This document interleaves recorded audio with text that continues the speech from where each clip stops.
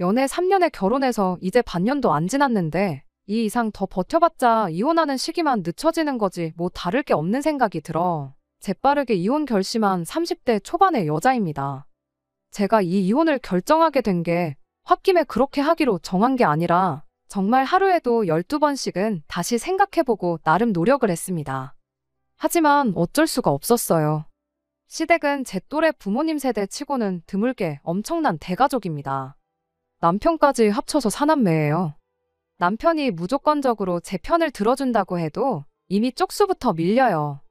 시부모님이 나서서 제 편을 들어줘야 겨우 이기는 정도인데 팔은 안으로 굽는다잖아요.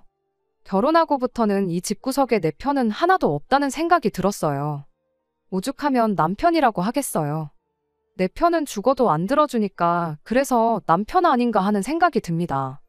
굳이 비유를 하자면 제가 매주는 콩으로 쑤는 거다라고 말을 한다고 쳐보겠습니다. 그러면 남이편 남편 포함해 6명의 시댁 식구들이 콩이 아니라 팥이라고 우겨요. 저만 이상한 사람이 돼버리는 시기였지요. 처음에는 저도 결혼하고 이 식구들의 일원이 되었으니 당연히 6명 가족들이 제 의견에 입을 맞춰서 콩이라고 해줄 줄 알았습니다. 그런데 저는 그냥 철저히 이 식구들에게서 남이나 마찬가지인 사람이었어요. 저만 빠지면 이 집구석에 의견 다툼 하나 없이 평화가 찾아올 텐데 제가 꾸역꾸역 이 집구석 며느리 안에 올케로 남아있어서 뭐 좋을 게 있나 싶더라고요. 그래서 평생 화목한 가정 되시라고 제가 빠져주기로 했습니다. 돌이켜 생각해보면 시작하자마자부터 첫 단추가 잘못 들어가긴 했어요. 신혼여행 다녀와 시댁에 인사하러 간 첫날이었지요. 시부모님 댁에 인사를 드리러 갔는데 몇 시간 거리에 사는 신우들까지 다 와 있을 거라고는 생각도 못했습니다. 심지어 이미 결혼한 큰 신우는 남편의 자식들까지 다 끌고 쳐들어왔고 아직 대학교 다니는 막내 아가씨는 연애 상대인 남자친구를 데리고 와서 있었어요. 제가 신혼여행 다녀온 게 이렇게 환영받을 일인가 싶었습니다. 이렇게 전부 모이는 게 명절이나 시부모님 생신같이 그런 특별한 날 아니면 거의 없지 않은 거 아닌가 싶었거든요. 그런데 뭐 당연스럽게도 이 사람들이 저희 신혼여행 무사귀환을 축하해주기 위해 모인 게 아니라는 걸 알게 되었습니다. 저를 기다린 게 아니고 혹시나 제가 신혼여행지에서 가족들 위해 사왔을 선물을 받으러 그 먼 길을 행차했던 거예요. 그런데 이걸 어쩌나. 저는 신혼여행지에서 선물 따로 구매 안 했습니다. 이미 결혼 전에 예단으로 시어머니 현금부터 해서 신우들이 원하는 명품 선물도 전부 다 돌렸던 상황이었거든요. 결혼 전에 이미 다 해놓은 걸 못하러 결혼하고 또 해야 하나 싶었어요. 제가 뭐 도깨비방망이도 아니고 두들기면 뭐 나온다는 인상을 심어줄 필요도 없다 생각했지요. 그나마 사온 게 간단한 주전부리 할 것들이었습니다. 먹는 게 남는 거라고 좋은 선물이라 사온 게 아니고 정말 빈손으로 가기는 뭐하니까 귀국하는 날 면세점 돌아다니면서 몇 개 챙겨온 거예요. 그나마 다행인 게 달콤한 거 좋아하는 시아버지 입맛 때문에 종류별로 이것저것 사긴 했는데 그 많은 식구들 챙겨주기에 양이 넉넉했습니다. 그런데 과자를 받고 나서도 이 사람들이 눈알들이 똘망똘망해서 저한테서 뭘 더 바라는 눈빛으로 계속 저를 쳐다보고 있더라고요. 그래서 이게 전부다. 진짜 없다 했더니 큰 신우가 자기 결혼했을 때 신혼여행지에서 제 남편 명품 지갑 사온 이야기를 꺼내면서 받은 게 있는데 맨입으로 넘어갈 생각을 하냐며 저보고 뻔뻔하다고 하더라고요. 그 지갑 제가 받은 것도 아니고 큰 신우 결혼했을 때면 제가 남편하고 연애도 하기 전 이야기인데 왜 그걸 두고 제가 뻔뻔하다는 소리를 들어야 하나 싶었어요. 남편도 거기서 충분히 한마디 할 수 있던 상황이었을 텐데 오히려 제 잘못이라며 신우 말에 힘을 실어주더군요. 아니 진짜 만약에 그게 잘못된 거였으면 면세점 돌아다니면서 주전부리 사 모으고 있을 때 큰 신우한테는 뭐 하나 해줘야 한다 한마디를 해주던가 했어야지. 그땐 아무 말도 안 하더니 왜 그걸 이제 와서 내 탓으로 돌리냐고 남편한테도 한마디 했더니 알아서 센스 있게 잘 챙겼으면 되는 거 아니냐며 끝까지 오리발을 내밀더라니까요. 시모는 거기다 대고 남편이 그런 거 챙길 주변머리 없는 사람이란 거 모르냐고. 아내가 돼서 그런 것도 미리 못 챙긴 제 잘못이라고 또 한마디 거들고.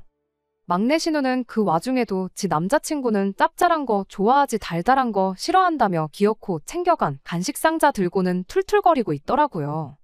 하다못해 막내 신우 남자친구 선물까지 챙겨왔었어야 한다는 소리 들으니 기분이 좋을래야 좋을 수가 없었지요.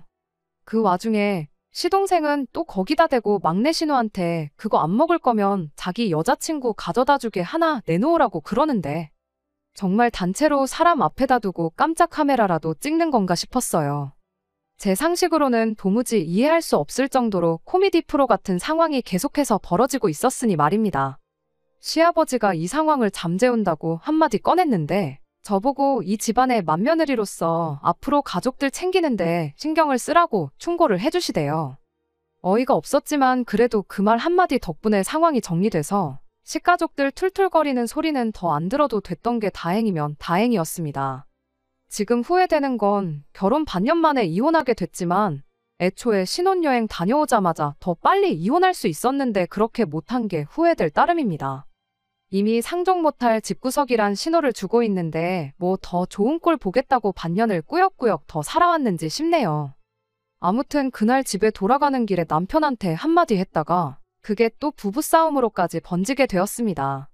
저는 남편한테 이럴 때 당신이 중간 역할 잘 해줘야 한다 한마디 했을 뿐인데 그 상황에도 자기 가족들 편들면서 엄마 아빠 누나 말대로 네 센스가 부족했던 걸 두고 왜 자기한테 도움을 요청하냐고 그리고 다음부터는 조심하기로 하고 다 끝난 이야기를 집에 가는 길에 또 꺼내는 저희가 뭐냐며 개거품을 물고 달려들대요.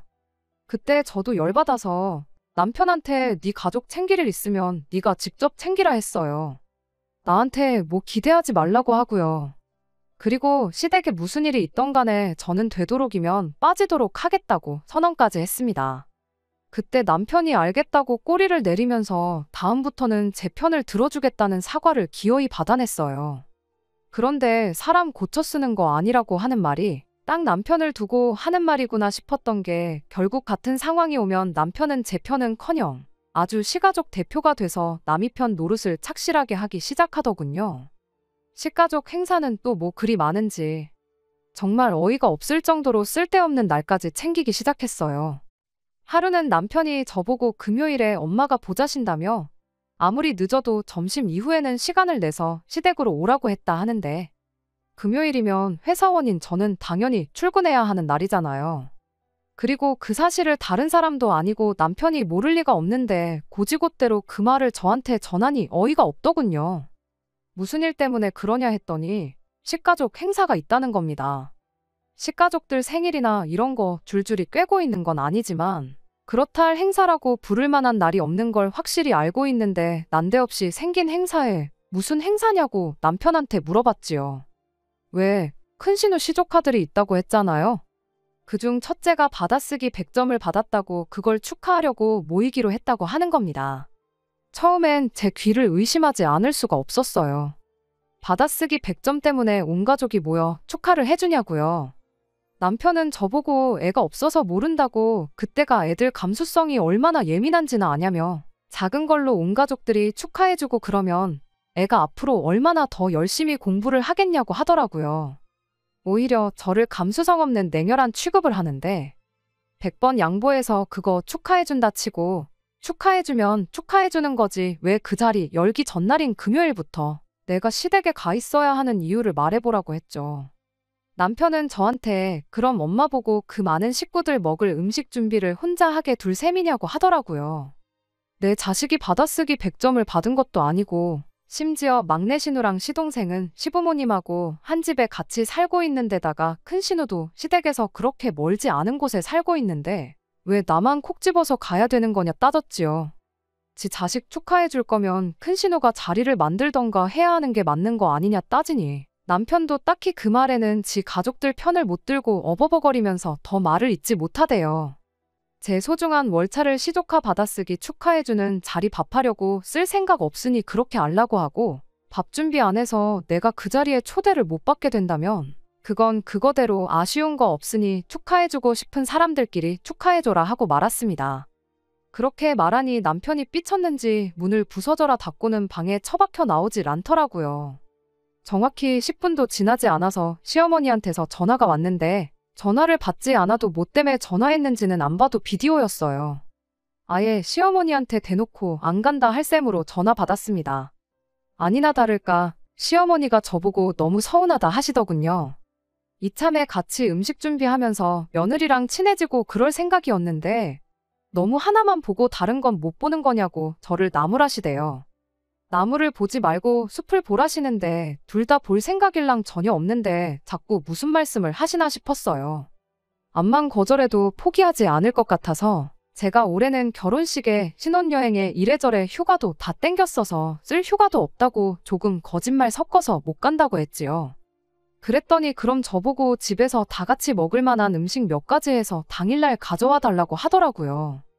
도무지 끝이 나지 않을 것 같아서 그럼 알겠다고 제가 뭐 해갈 만한 거 있는지 보고 해가겠다고 대답하고 전화 끊어버렸습니다.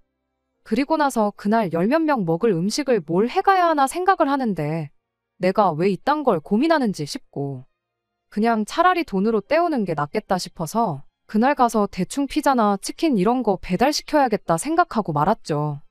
그리고 그 어이없는 받아쓰기 축하 파티 다녀와서 남편하고 또 한바탕 하게 되었네요. 시어머니가 너무 서운하다고.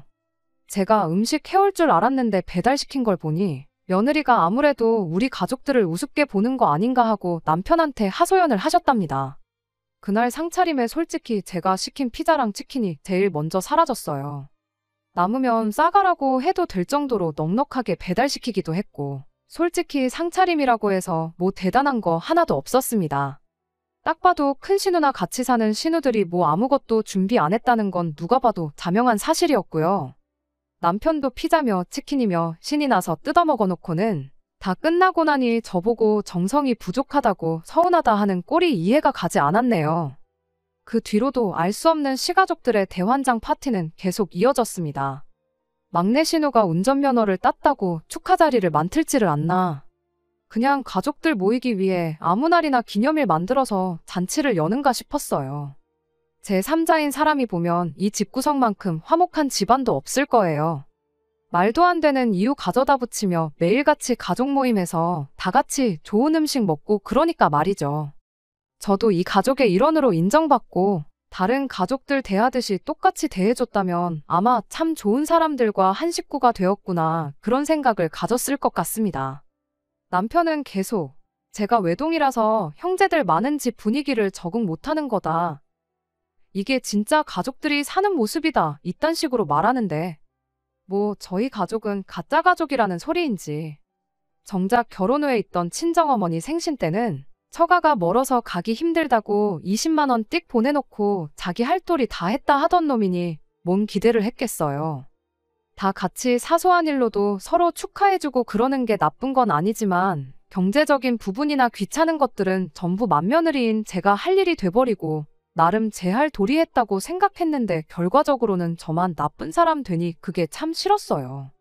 막내 신우 운전면허 취득 축하도 해주고 예비군 다녀온 도련님 나라 지키고 오느라 고생했다고 모이고 그런 말도 안 되는 모임 자리 몇 번 가지고 나서 저도 지쳐서 남편한테 나는 더 이상은 못하겠다고 그냥 앞으로 시댁 식구들 모일 건덕지 있으면 혼자 다녀오고 실컷 축하해주라고 했습니다.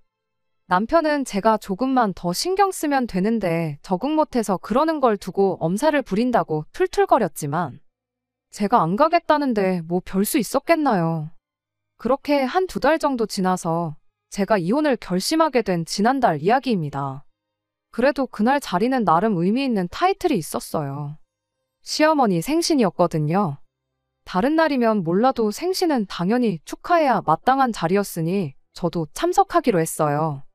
시어머니 생신상 차려주려고 싶었던 건 아니지만 그래도 생신이라는 이름에 걸맞게 이번에는 돈으로 해결할 생각만 하지 말아야겠다 했습니다. 물론 그렇게 결정하게 된 이유에는 신우들도 같이 음식을 돕겠다는 말이 있어서였지요. 어차피 살림은 세 사람 통틀어서 큰 신우가 제일 잘 알 테고 큰 신우 주도하에 음식이 준비된다고 했으니 저도 옆에서 손이나 좀 거들면 되겠다 싶었지요. 남편도 오랜만에 제가 참석한다 하니 기분이 좋아 보였어요.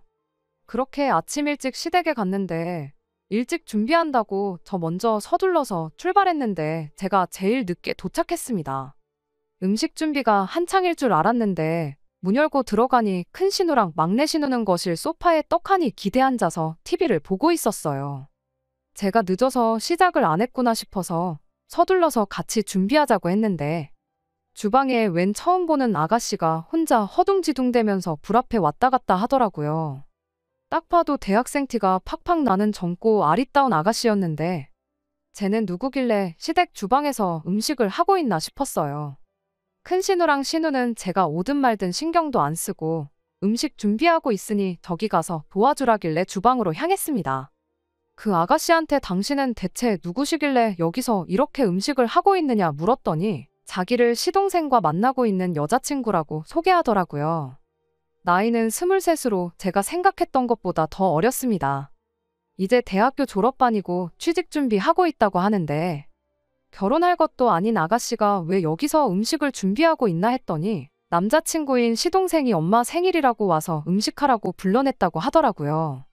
아직 세상 물정 모르고 나이차 많이 나는 남자친구가 하래니까 하고 있는 것 같은데 괜히 마음이 측은해지더라고요.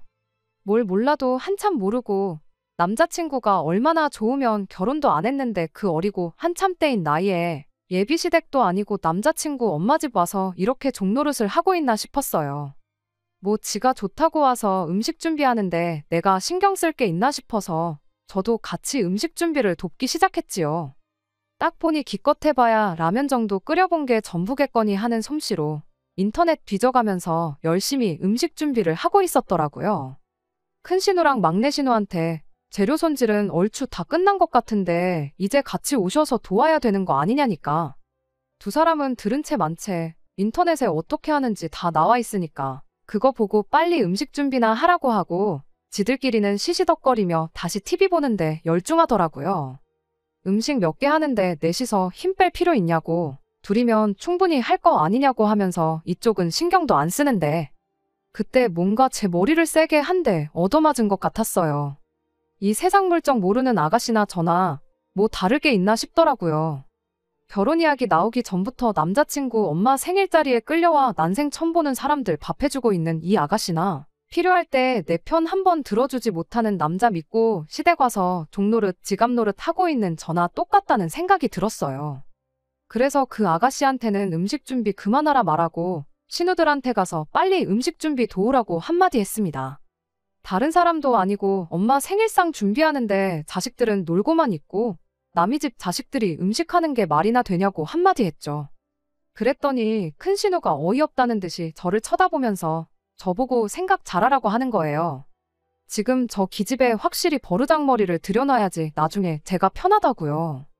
오란다고 와서 음식 준비하는 거 보면 분명히 결혼할 텐데 지금 미리 기강을 다져두지 않으면 고생하는 건 지들이 아니라 저라고 하는 겁니다. 그 말을 들으니 이 신우들 뿐만 아니라 온 집안 식구들이 저를 어떻게 생각했고 자기들 편하기 위해 부려먹을 생각뿐이었다는 사실에 확신이 생겼어요. 그대로 앞치마를 큰 신우 얼굴에 벗어던지고 저는 이 집구석에 더 이상 엮일 생각 없으니 그렇게 알라말하고 자리 박차고 나왔습니다.